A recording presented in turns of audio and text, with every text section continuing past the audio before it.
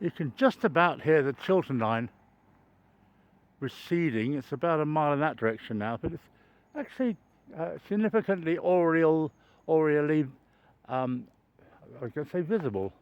Aerial, perhaps is the word, I don't know. Anyway, as you can see, I'm quite close up now to walking underneath the HS2 viaduct. Of course, sound travels better over water, apparently, possibly because it gets reflected by the water.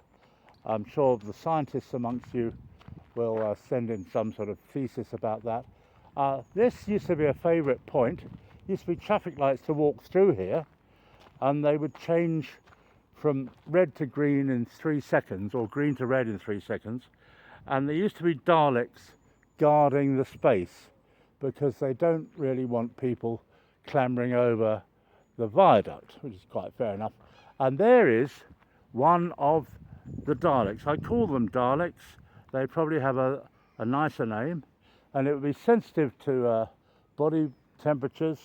Either me or my giraffe or any hyena I would take for a walk would trigger it, and it would start beeping and making a little noise as if to say, don't come any closer, we want to protect the HS2 viaduct. There are some great views of it that you couldn't see before when the road was in the way. You can actually see how it's constructed with massive kind of steel infrastructure through the concrete, and it's kind of visible at the base of the piers now, a little sort of pole. But I try as I might to trigger what I call a Dalek into an alarm mode. I think it probably needs winding up, or somebody needs to get an AA battery or something like. Oh, you can hear a train now. Can you hear that, folks? That is the Chiltern line, and the sound is travelling from east to west that way.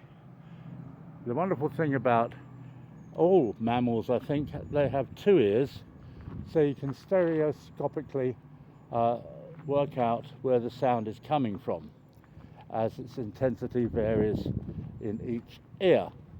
Very useful and very vital when we used to hunt animals for food.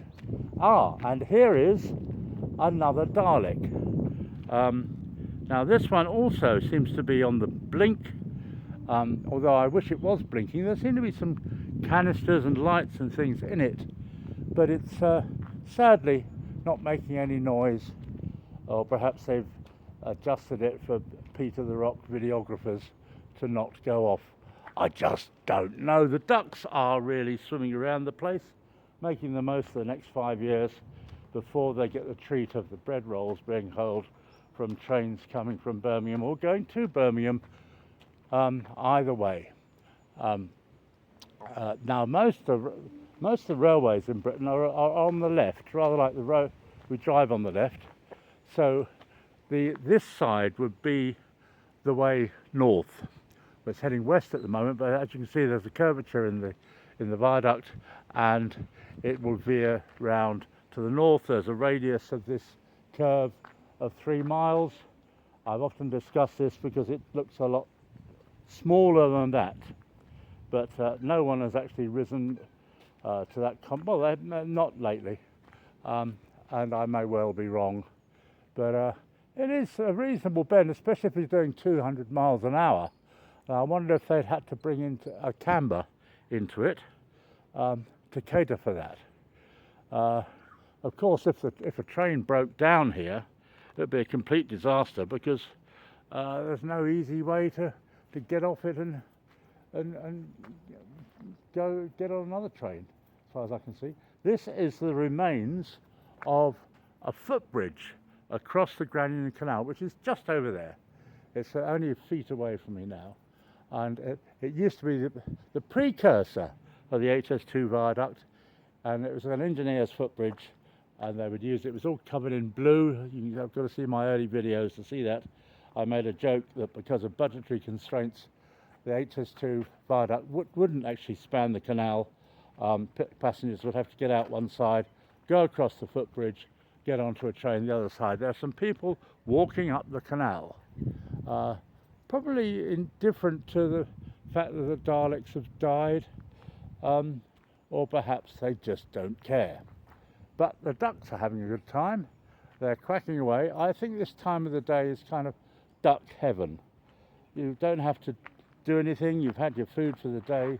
You can splash about a bit, wait till it gets a bit dark, and then go to sleep, I would imagine.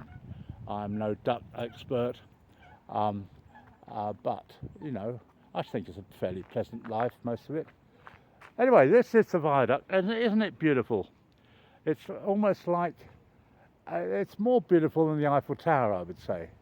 Whether it become a World Heritage Site, I think is unlikely, but as viaducts go, I can't imagine a better design.